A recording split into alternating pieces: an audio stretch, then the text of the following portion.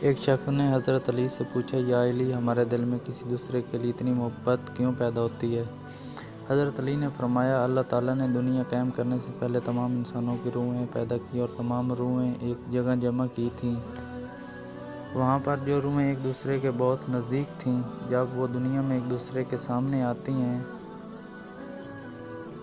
تو محبت پیدا ہوتی ہے۔ اصل میں روحوں کے ملنے سے محبت پیدا ہوتی ہے۔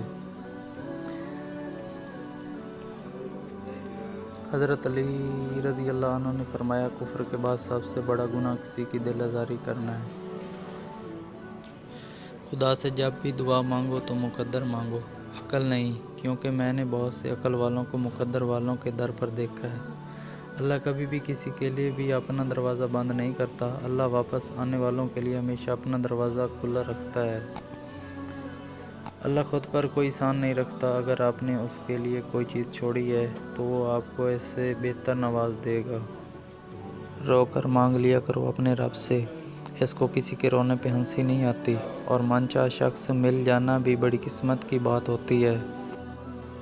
دنیا میں سب سے تیز رفتار چیز دعا ہے، جو دل سے زبان تک پہنچنے سے پہلے اللہ کے پاس پہنچ جاتی ہے۔